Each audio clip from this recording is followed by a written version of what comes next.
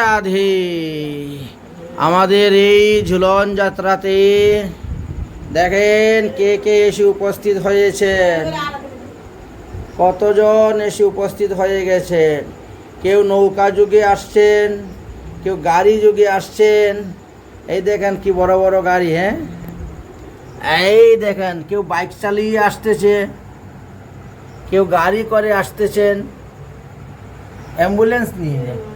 হ্যাঁ, কেউ বাইক চালিয়ে কেউ গাড়ি করে আসতেছেন, সবাই কীর্তন করতেছেন। বাঘ, সিংহ, হাতি, ঘোড়া সবাই এসে উপস্থিত হয়ে গেছেন রাধা গোবিন্দের রথযাত্রা দর্শন করার জন্য। রাধে রাধে। এবার আমরা ঝুলন লীলার কীর্তন শুরু করব, পাঠ শুরু করব, আপনারা শ্রবণ করবেন। জয় রাধে। রাধে রাধে, জয় জয় শ্রী রাধে শ্যাম। এই বনের মধ্যে হাতি, ঘোড়া, বাঘ, সিংহ কত কিছু আছেন। রাধা গোবিন্দের ঝুলন লীলা দর্শন করার জন্য বাঘ, বালক, হাতি, ঘোড়া, হনুমানজি চলে এসেছেন। কেউ মোটরসাইকেল চালিয়ে, কেউ বাইক চালিয়ে, কেউ গাড়ির মধ্যে বসে, কেউ ঘোড়ার পিঠে বসে, কেউ ময়ূরের পিঠে বসে। দেখেন সবাই আসতেছেন। এই দেখেন কি সুন্দর হরিণ এসে গেছেন, ঘোড়া এসে গেছেন। রাধে রাধে।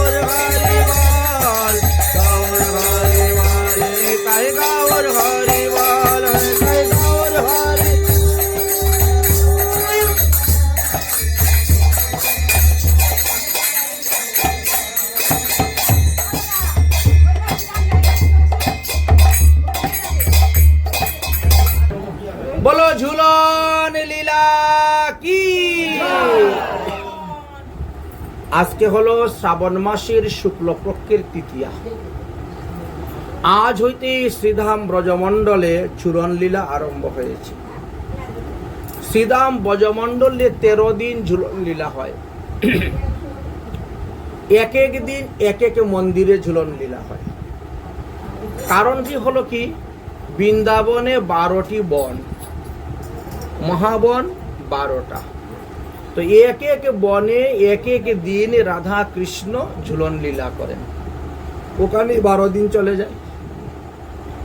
তারপরে পূর্ণিমা আসলো। পূর্ণিমাতে নিধুবনে হয়, নিকুঞ্জবনে হয়, কিন্তু নিধুবন নিকুঞ্জবন 12টা মহাবনের মধ্যে পড়ে না। এই দুইটা বন হলো উপবনের মধ্যে পড়ে। বন হলো 12টা, উপবন হলো 32টা, আর কানন হলো 24টা। এই বন, উপবন, কানন এই 3 ভাবে মিলিয়ে বৃন্দাবন ধামে অনেক বন আছে, মহাবন, উপবন, কানন। এখন এক এক দিন এক এক স্থানে লীলা হয়, ঝুলন একই ঝুলন, কিন্তু বিভিন্ন স্থানে আস্বাদনটা বিভিন্ন প্রকার। সব জায়গার আস্বাদন একই প্রকার নয়। যেহেতু ব্রজেতে 100 কোটি গোপী ভগবানের, এখন এক এক স্থানে এক এক জায়গায় যখন যেখানে লীলা করে সেখানে সেই গোপীরা আস্বাদন করতে পারছেন। এটি ব্রজের একটা প্রসিদ্ধ লীলা। ভগবান শ্রীকৃষ্ণেরও অন্যান্য লীলার মধ্যে একটি অন্যতম লীলা। আমাদের যেমন বাঙালিদের দুর্গা উৎসব একটা বিশাল ব্যাপার, দুর্গা পূজাটা, ঠিক তেমনি ভাবে ব্রজের হলো ঝুলন উৎসব। ঝুলন যাত্রা উপলক্ষে যত মেয়েদের বিবাহ হয়েছে তারা সবাই বাপের বাড়ি আসবে। আজকে থেকে 13 দিন সবাই বাপের বাড়ি থাকবে। এমনকি শ্রীমতী রাধারানীও পর্যন্ত আজকের এই দিবসে তিনি জাবর থেকে আয়ান ঘোষের বাড়ি থেকে তিনি চলে আসলেন বর্ষানা গ্রামে বিশ্বভানুপুরে বিশ্বভানু মহারাজের আশ্রম। আসুন আমরা এই ঝুলন লীলা কথা আস্বাদন করব।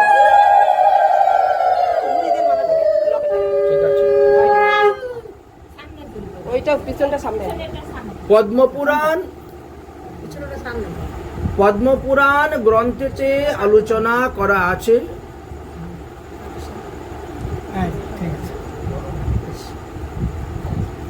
পদ্মপুরাণ গ্রন্থেতে আলোচনা করা আছে এই ঝুলন যাত্রার মহিমার কথা।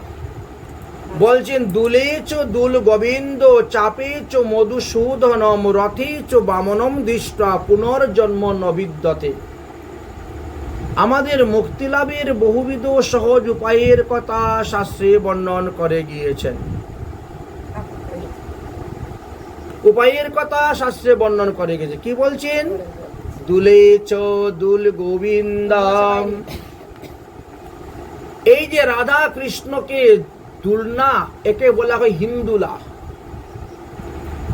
এই যে দুলনা, এর আসল নাম হলো হিন্দুলা। তাই এই হিন্দুলার মধ্যে বসিয়ে আমরা যখন রাধা গোবিন্দকে ঝুলাবো, এই অবস্থায় যিনি রাধা গোবিন্দকে দর্শন করবেন তিনাকে পুনরায় আর মাতৃগর্ভে গিয়ে জন্মগ্রহণ করতে হবে না। বলছেন দুলেচ দুল গোবিন্দ। এই যে দুলনার মধ্যে বসিয়ে ভগবানকে দর্শন করছেন। চাপেচ মধুসূদনম। চাপ অর্থাৎ নৌকা বিলাস লীলা।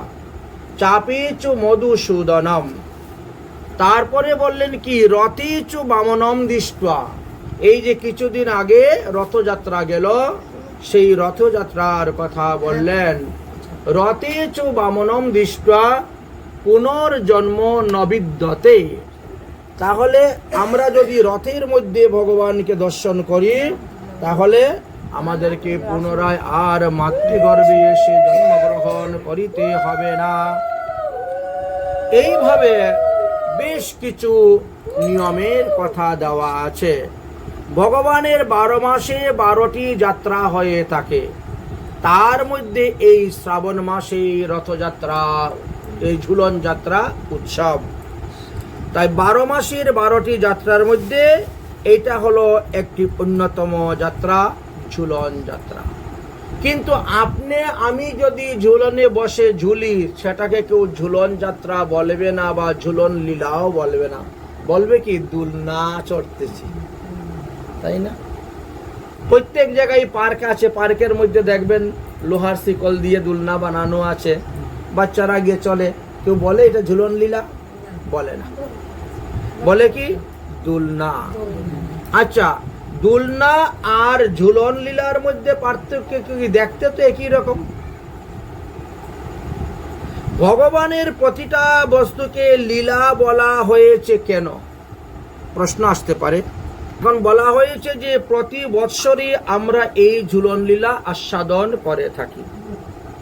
তো তিথি অনুসারে ভগবানের সমস্ত লীলা, এটি মাস অনুসারে এবং তারিখ অনুসারে হয় না। এক এক বৎসর এক এক সময় মাস এবং তারিখের পরিবর্তন আমরা দেখতে পাই। যেমন এই বৎসর আমাদের পুরুষোত্তম মাস থাকার কারণে আমাদের সমস্ত ভগবত লীলা আদি উৎসব পিছিয়ে গিয়েছে। এই জন্য এইবার 29শে শ্রাবণ 1433 বঙ্গাব্দ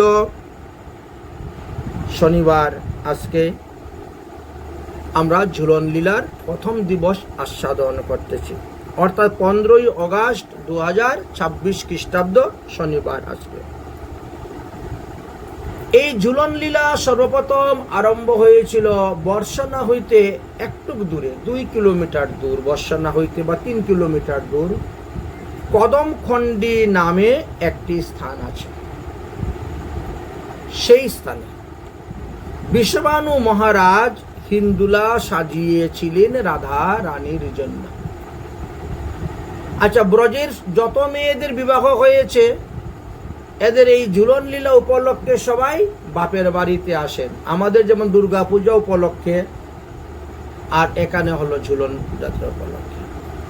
নিমন্ত্রণ 5 দিন 7 দিন 10 দিন আগেই সবার দেওয়া হয়ে যায়, সবার দেওয়া হয়ে যায়, এবং তারা আসতে শুরু হয়ে যান। রাধারানীও অন্যান্য বৎসর আসেন, কিন্তু এই বৎসর দ্বিতীয়া পর্যন্ত সময় চলে গেছে, কিন্তু কোনো নিমন্ত্রণ যায় নাই। বুঝতে পেরেছেন? শ্রাবণ মাসের শুক্লপক্ষের দ্বিতীয়া, মানে গতকালকে পর্যন্ত কোনো সংবাদ যাচ্ছে না, নিমন্ত্রণ পত্র যাচ্ছে না, নিমন্ত্রণে কাউকে পাঠাচ্ছেন না। এই জন্য জটিলা কুটিলা রাধারানীকে নিয়ে বড় পরিহাস করছেন, বড় উপহাস করছেন। এইবার তোমাকে আর তোমার বাবা নিমন্ত্রণ দিবে না, না হলে তো এতদিন নিমন্ত্রণ চলেই আসতো। আগামী কল্য হইতে ঝুলন, কিন্তু এখন পর্যন্ত তোমার নিমন্ত্রণ আসে নাই। তার মানে এইবার তোমার বাবা আর তোমাকে নিমন্ত্রণ দিবে না, আর নিমন্ত্রণ না আসা পর্যন্ত আমরা তোমাকে বাপের বাড়ি পাঠাবো না। বুঝলেন? জটিলা কুটিলার হলো এই কথা, আমরা তোমাকে তোমার বাপের বাড়ি পাঠাবো না। যদি নিমন্ত্রণ আসে তবেই আমরা পাঠাবো, না হলে পাঠাবো না। রাধারানী তখন কি করবেন? মন দুঃখে আছেন, আর পথপানে তাকিয়ে আছেন, যদি কেউ আসে, যদি কেউ আসে। দেখতে দেখতে শ্রাবণ মাসের শুক্লপক্ষের দ্বিতীয়া চলে গেল, তৃতীয়া, আজকে ঝুলনের আরম্ভ। এখন ঝুলন আরম্ভ আজকের এই দিবসে। সকাল থেকে রাধারানী খালি রাস্তার দিকে তাকান, রাস্তার দিকে তাকান, তাকাতে তাকাতে তাকাতে তাকাতে বেলা 10টা, বুঝেছেন? বেলা 10টা হয়ে গেছে।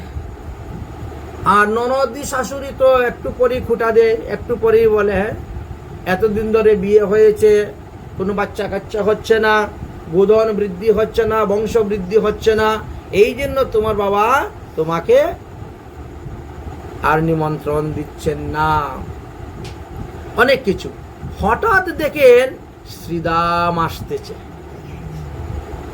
এমনি রাধারানী দৌড়ে গিয়েছে, শ্রীদাম শ্রীদাম বলে দৌড়ে গিয়েছেন। গিয়েই তো জড়িয়ে ধরছেন, ভাই তোর আসতে তো দেরি কেন? আমাকে ননদী শাশুড়ি কত কথা শোনাচ্ছে। বলছে প্রচুর কাজ, তো কাজের চাপ অনেক বেশি, এই জন্য এই আসছি করতে করতে সময় চলে গেল, এই আসলাম। তো ভালো হয়েছে আসছিস, কি এনেছিস? এই যে তোমার শাশুড়ির জন্য শাড়ি এনেছি, তোমার ননদের জন্য শাড়ি এনেছি, তোমার বরের জন্য ধুতি এনেছি, তারপরে 3-4 ভাণ্ড মিষ্টি এনেছি। বাহ, ঠিক আছে। নিমন্ত্রণ দিতে গেলেও এইগুলা নিয়ে যেতে হয়, বুঝতে পেরেছেন? নিয়ে এসে রাধারানীর তোর আনন্দের সীমা নেই, মনের আনন্দে রাধারানী সুবলকে শ্রীদামকে নিয়ে এসে উপস্থিত হয়েছেন। এবার শ্রীদাম দণ্ডবত প্রণাম করলো এদেরকে যথাযোগ্য, শাড়ি কাপড় চোপড় দিল, মিষ্টি দিল, দিয়ে বলল যে আপনাদের নিমন্ত্রণ, আপনারাও যাবেন, এই 13 দিন ঝুলন হবে। যদি 13 দিন না যেতে পারেন, অন্ততপক্ষে একাদশী থেকে পূর্ণিমা পর্যন্ত 5 দিন তো থাকবেন আমাদের এখানে। আর তাও যদি না পারেন তো পূর্ণিমা দিন অবশ্যই, এদিন কিন্তু চাই। কিন্তু নিমন্ত্রণ পুরা 13 দিনের জন্যই দেওয়া হয়ে গেল। ঠিক আছে, তারাও মিষ্টি পেয়ে, কাপড় চোপড় পেয়ে আনন্দিত মন, বৌমাকে হাসি মনে খুশি মনে পাঠালেন, যাও বৌমা বাপের বাড়ি যাও, গিয়ে ঝুলন যাত্রা করে আসো। এবার রাধারানী রওনা হয়েছেন সুবলকে নিয়ে। এদিকে বিষভানুপুরে আরম্ভ হয়ে গেছে। আজ বিষভানুপুরে প্রতি ঘরে ঘরে ফুকারে সখী সমাজ। আজ বিষভানুপুরে প্রতি ঘরে ঘরে ফুকারে সখী সমাজ, ফুকারে সখী সমাজ। চলো গো তরিতে নাগর দেখিতে, চলো গো তরিতে, চলো গো তরিতে নাগর দেখিতে, চলো গো, চলো গো তরিতে নাগর দেখিতে।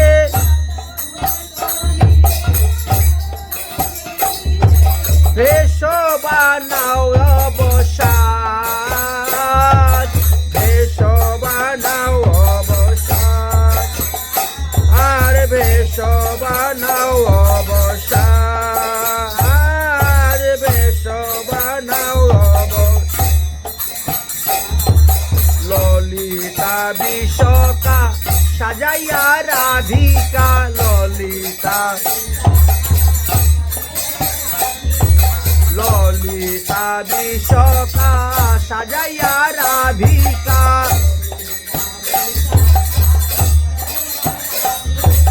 চলিলা ঝুলন রঙ্গে, চলিলা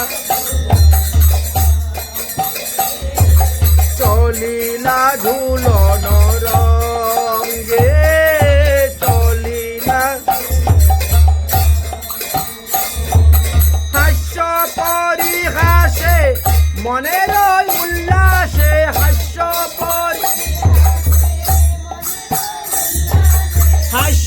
পরিহাসে মনের উল্লাসে।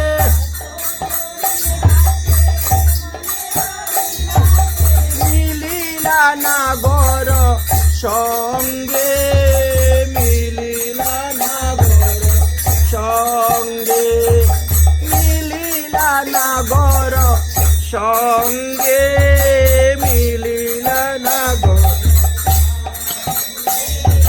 দুহু দুহা মিলি রবসে মাতিয়া, দুহু দুহা হেরি, দুহু দুহা হেরি রবসে মাতিয়া।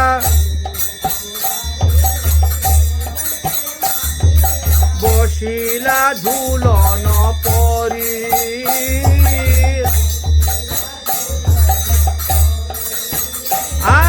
বসিলা ঝুলন পরি,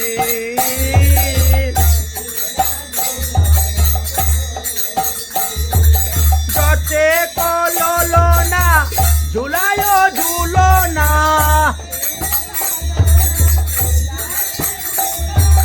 যতে কলনা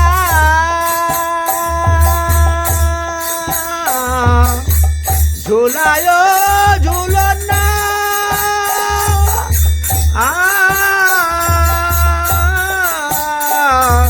যতে কলনা ঝুলায় ঝুলনা, যতে মোহন আনন্দে হেরি মোহন, আয় মোহন আনন্দে হেরি মোহন আনন্দে, আরে মোহন আনন্দে হেরি মোহন আনন্দে। বলো ঝুলন লীলা কি। এইভাবে রাধা গোবিন্দ ঝুলনার মধ্যে ঝুলন ঝুললেন। তাহলে ঝুলন লীলা, লীলা কাকে বলা হয়? শক্তি আর শক্তিমানের মধ্যে যে খেলা তাকে বলা হয় লীলা। শক্তি এবং শক্তিমানের মধ্যে যে খেলা হয়ে থাকে সেই বৈভবের নাম হলো লীলা। শক্তি শক্তিমানের বিলাস বৈভবের নাম লীলা বলা হয়েছে। স্বেচ্ছায় হর্ষে আনয়াদি বৈ সম্পূর্ণ ইয়াত চেষ্টা সা লীলা। লীলা কাকে বলে? গোস্বামীগণ লীলার ব্যাখ্যা যখন করলেন তখন বলছেন মহাপ্রভু পার্শ্বদেরকে নিয়েই লীলা করেন, অন্যদেরকে নিয়ে লীলা নয়। পার্শ্বদেরকে নিয়ে তিনি লীলা অনুষ্ঠান করিয়া থাকেন। তার লীলা কাকে বলে বোঝা গেল? শক্তি এবং শক্তিমানের মধ্যে যে বৈভব তার নাম হলো লীলা। মহাজনগণ বলছেন স্বেচ্ছায়া হর্ষায়া অনয়া নৈব সম্পান আদম চেষ্টতি সা লীলা। পার্শ্বদগণের সঙ্গে তার যে আনন্দ আস্বাদন, সেই আনন্দ আস্বাদনকে বলা হয়েছে লীলা বা খেলা। শ্রীকৃষ্ণের যতক খেলা সর্বোত্তম নরলীলা। নরবপু তাহার স্বরূপ গোপবেশ বেণু কর নটকিশোর নটবর নরলীলার হন অনুরূপ। তাই ব্রজবালাগণের সঙ্গে যে সমস্ত শৃঙ্গার রসময় খেলা হয়েছিল তার মধ্যে এই ঝুলন লীলাটি হলো একটি অন্যতম লীলা। এই লীলার আমাদের সাধকদের শ্রবণীয় এবং স্মরণীয়, করণীয় নয় যে আমরাও দুলনার মধ্যে বসে গেলাম স্বামী স্ত্রী দুইজন আর ঝুলতে শুরু করে দিলাম, ঝুলন হয়ে গেল, এরকম নয়। কিছু কিছু লোক আছে সাধারণ জগতের মানুষকে বলে কই গো তোমার রাধা কই, বলে না? সোজা বলেছিল তোমার স্ত্রী কোথায়, একথা না বলে তোমার রাধা কই। এই রকমের ধরনের কিছু লোক আছে উপহাস পরিহাস ঠাট্টা করে, কিন্তু ঠাট্টা করতে গিয়ে অপরাধ কত বড় হয় সেটা তো বুঝে না।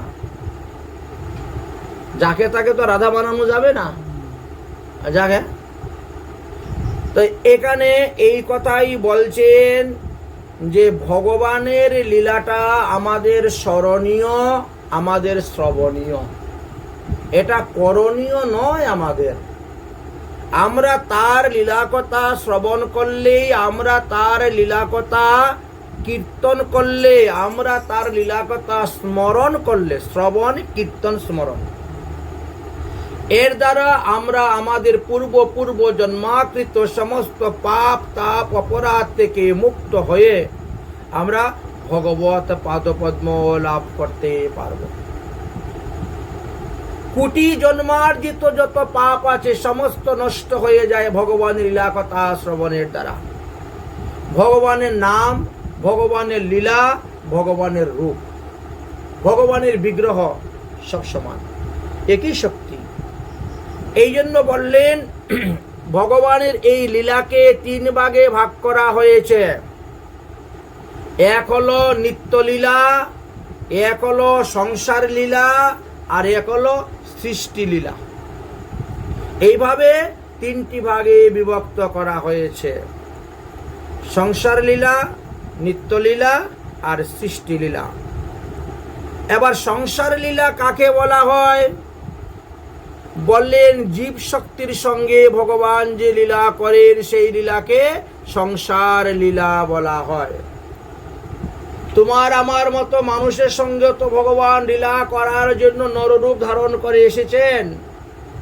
শ্রীমদ্ ভাগবত মহাপুরাণে পরমহংস শিরোমণি সুখদেব গোস্বামী পাদ পরীক্ষিত মহারাজকে বললেন মনুষ্য দেহ মাশ্রিতম, ভগবান মানুষের মতন দেহ ধারণ করে আসেন মানুষের সঙ্গে লীলা করার জন্য। তা যেমন তেমন মানুষ নয়, এরা ভক্ত চূড়ামণি যারা, তারা ভক্ত বিনোদার্থম মে করুমি বিবিধ ক্রিয়া, ভক্তদেরকে আনন্দ দেওয়ার জন্যই আমার এই সমস্ত লীলা প্রকট। বুঝলেন?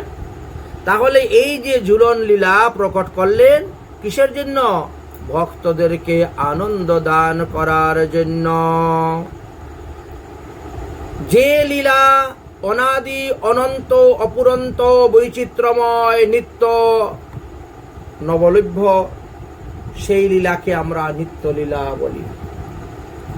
এই যে ঝুলন লীলা এখনো নিত্য গোলকধামে চলতেছে, গোলকধামে বৃন্দাবনে যেমন চলতেছে, আর ঠিক তেমনি ভাবে নিত্য গোলকধামেও সেই লীলা চলতেছে। লীলার বিরাম নেই, লীলা চলে যাচ্ছে। এবার হলো এই নিত্য লীলাকে 2 ভাগে ভাগ করা হয়েছে, এক হলো প্রকট লীলা আর এক হলো অপ্রকট লীলা। প্রকট লীলা হলো যা আমরা সচক্ষে দেখতে পাই। রাধা গোবিন্দ বসেছেন, সখীরা ঝুলিয়েছেন, তারা সচক্ষে দেখেছেন, তারা ঝুলেছেন গোবিন্দের সঙ্গে। ওই হিন্দুলা এক একটার এক এক রকম ছিল। কোথায় রাধা কৃষ্ণ বসার মতন ছোট্ট হিন্দুলা 2 জন, কোথায় পাশে 2 সখী বসবেন 4 জন, কোথায় 8 জন, কোথায় 16 জন, কোথায় 32 জন, কোথায় 64 জন, কোথায় 108 জন, এবং বিস্তার 1000 জন একটা হিন্দুলায় বসে ঝুলতে পারে। এত বড় বড় হিন্দুলা। বর্ষানা হইতে 3 কিলোমিটার দূরে কদমখণ্ডী নামে একটি স্থান আছে, সেখান নামই কদমখণ্ডী। সেখানে সব কদম গাছের ডাল এইভাবে, গাছটা উঠলো তো উঠে এইভাবে ডাল চলে যাচ্ছে, ওই রশি দিয়ে ঝুলনার মতন। এত সুন্দর সুবিধা, আপনাকে খুঁজতে হবে না, খালি 2টা রশি নিয়ে গেলেই হয়ে গেছে ঝুলনা। সেইখানে খুব বড় বড় ঝুলনা তৈরি করতেন। আর বিশ্বভানু মহারাজ এইভাবে ঝুলনা তৈরি করে রাখতেন। তো এক এক দিন এক এক স্থানে ঝুলন হইত। আমরা এই ঝুলন লীলাটা কার কাছ থেকে জানতে পেরেছি? কলিযুগ পাবন অবতার শ্রী শ্রী গৌরাঙ্গ মহাপ্রভুর কাছ থেকে জানতে পেরেছি। আজ যদি মহাপ্রভু না আসতেন তাহলে আমরা এই ব্রজ প্রেম, এই গোপী প্রেম, এইগুলা জানতে পারতাম না, এইগুলো লুপ্ত হয়ে গেল। মহাপ্রভু আসলেন, আমাদেরকে জানাইলেন। মহাপ্রভু নিজেও নবদ্বীপে এই ঝুলন লীলা করেছেন। মহাপ্রভু স্বয়ং তিনি এই ঝুলন লীলা করেছেন। কোথায় করেছিলেন? শ্রীবাসের পুষ্প উদ্যানে।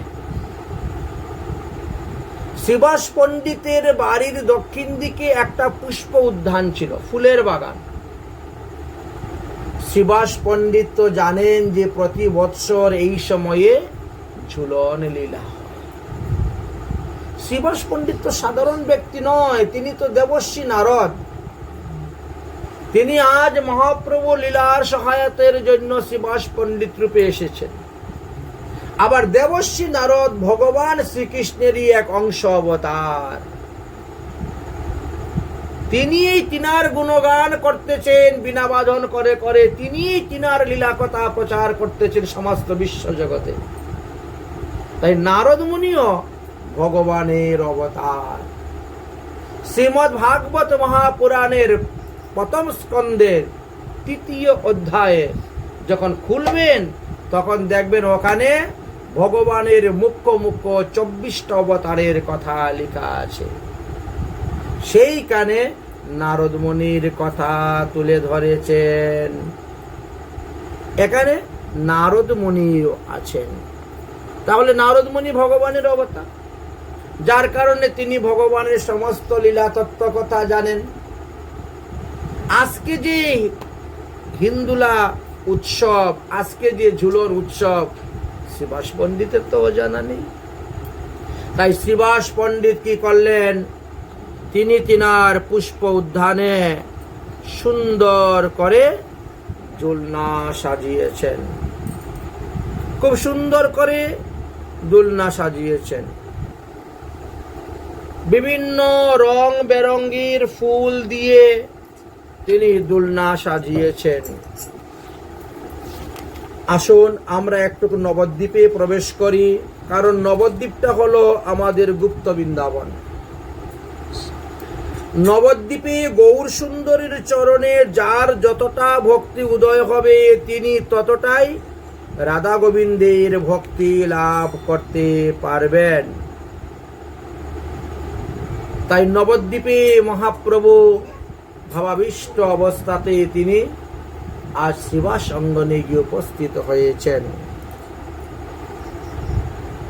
জয় জয় নিতাই, জয় জয় গৌর, জয় জয় নিতাই, জয় জয় গৌর, জয় জয় শ্রী নবদ্বীপ কপুর, জয় জয় শ্রী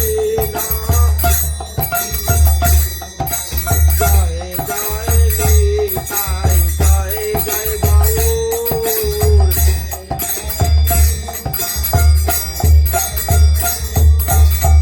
জয়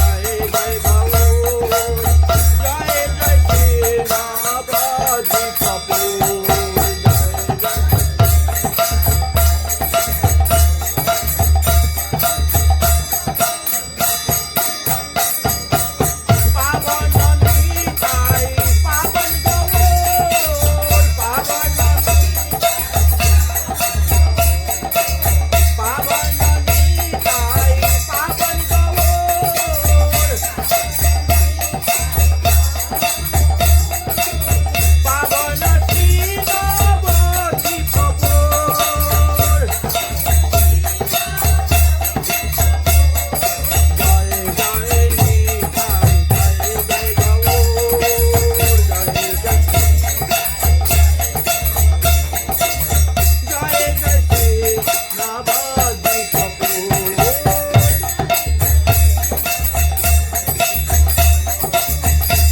গৌর ভক্ত বৃন্দ গৌর চরণ কৃপা করিতে গৌরে প্রেম ভক্তি দান জয় জয় নিতাই জয় জয় গৌর জয় জয় নিতাই জয় জয় শ্রীরামপতি কতু জয় জয় बोलो नवद्वीप धाम की गुप्त वृंदावन की बोलिए जो पावन अवतार गौरंग महाप्रभु की शिवास अंगन की তাই আজ শিবাস অঙ্গনে গৌর সুন্দর গিয়ে উপস্থিত হয়েছেন। শিবাস পণ্ডিত পূর্ব থেকেই জানেন, তাই তিনি সুন্দর করে হিন্দুলা সাজিয়ে রেখেছেন। আজ গৌর সুন্দর যাওয়ার সঙ্গে সঙ্গেই মহাপ্রভুকে বলছেন, প্রভু আপনি এই হিন্দুলার উপরে বসুন, আজ আমরা আপনাকে নিয়ে ঝোলা আরম্ভ করব। কারণ মহাপ্রভু হলেন রাধা গোবিন্দের মিলিত তনু। মহাপ্রভুর দেহের মধ্যে এক এক সময় এক এক ভাবের উদয় হতো। কখনো মনে করতেন আমি হলাম শ্রীকৃষ্ণ, কখনো মনে হতো আমি হলাম রাধা, কখনো মনে হতো আমি হলাম ব্রজের গোপী, আর কখনো মনে হতো আমি একজন সাধারণ ভক্ত। এইভাবে চারটি ভাব মহাপ্রভুর দেহের মধ্যে উদয় হতো। ভক্তগণ মহাপ্রভুর ভাব বুঝে সেই অনুসারে তারা গান করতেন, সেই অনুসারে লীলা করতেন, সেই ভাবে ভাবিত সবাই হয়ে যেতেন। গতকালকে থেকেই কিন্তু ধামেশ্বর মহাপ্রভুর ঝুলন লীলা আরম্ভ হয়ে গেছে। নবদ্বীপে ধামেশ্বর মহাপ্রভুর ঝুলন লীলা শুরু হয়ে গিয়েছে এবং এই 13 দিন যাবতেই ঝুলন লীলা হবে। আমাদের রাধাকুণ্ডেও আজকে থেকে ঝুলন লীলা আরম্ভ। এক এক দিন এক এক মন্দিরে ঝুলন কীর্তন হইবে। আগামী কল্য রঘুনাথ দাস গোস্বামী পাদের সমাধির সামনে ঝুলন কীর্তন হবে।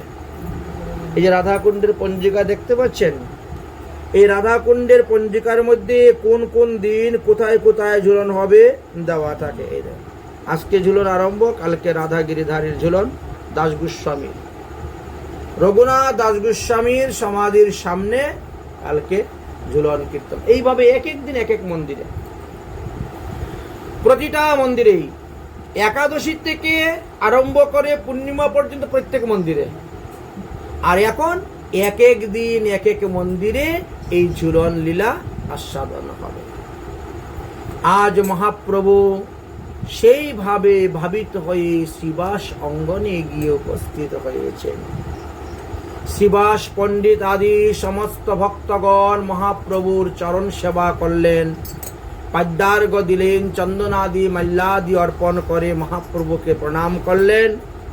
প্রণাম করে বললেন, প্রভু চলেন এবার পুষ্প উদ্যানে। পুষ্প উদ্যানের দিকে রওনা হলেন। যাওয়ার পরে মহাপ্রভুকে সেই হিন্দুলার উপরে বসাইলেন। আমরা যেমন রাধা গোবিন্দকে ঝুলনে ঝুলাই, ঠিক তেমনি ভাবে গৌর গদাধরকেও ঝুলনে ঝুলানো যায়, গৌর নিত্যানন্দকেও ঝুলনে ঝুলানো যায়, পঞ্চতত্ত্বকেও ঝুলনে বসাইয়া ঝুলানো যায়। কারণ এরাই তো তারা, এই জন্য কোনো অসুবিধা নেই। মহাজনগণ বলছেন, সচিনন্দন জগবন্দন, সচিনন্দন জগবন্দন, দুঃখমোচন করুণা নিধান, দুঃখমোচন করুণা নিধান।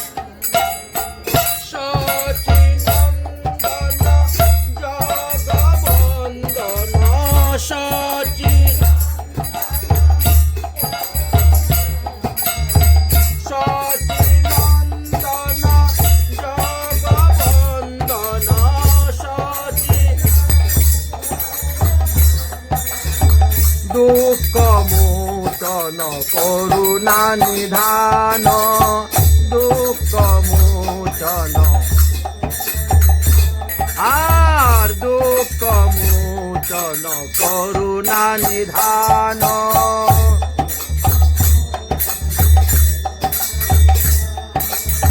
ভকত বৃন্দ দাওত ঠাকুর ভকত বৃন্দ ভকত বৃন্দ দাওত ঠাকুর ভকত বৃন্দ দাওত পরমানন্দ হিন্দুলে পরমানন্দ হিন্দুলে পরমানন্দ হিন্দুলে পরমানন্দ হিন্দুলে সচিনন্দন জগবন্দন অর্চনা সচিনন্দন জগবন্দন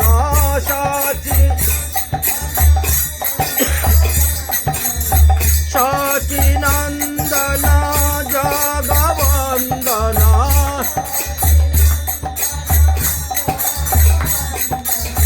দুঃখ মোচন করুণা নিধান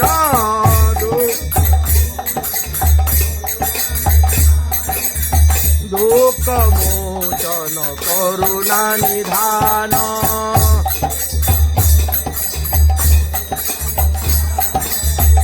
উচ্চ স্বরে গাওত গান উচ্চ স্বরে গাওত উচ্চ স্বরে গাওত গান উচ্চ স্বরে তাল মান অতি সুলতান তাল মান তাল মান অতি সুলতান তাল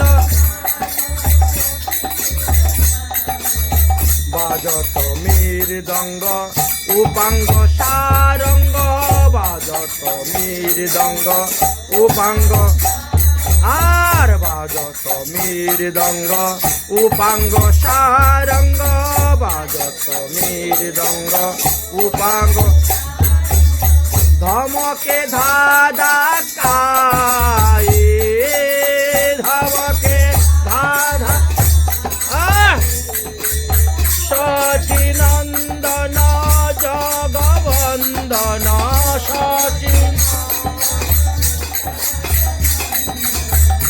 সচিনন্দন জগবন্দন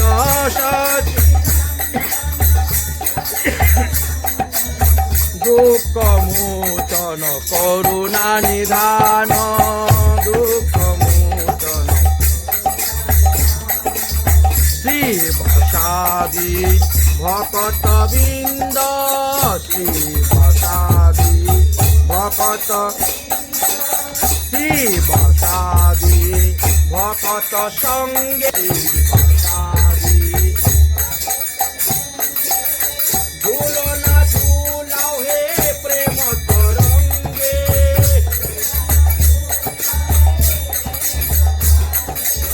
ঝুলো না ঝুলাও হে প্রেম তরঙ্গে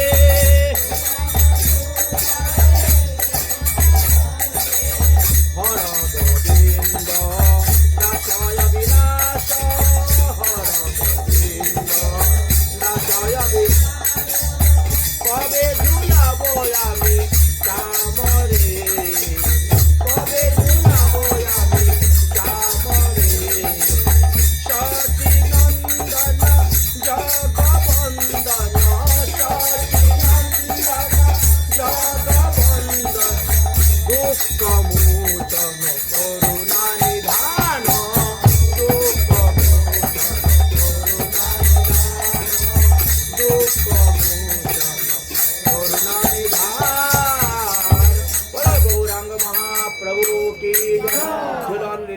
की जय, हिंदुला की जय, जय जय श्री राधेश्याम।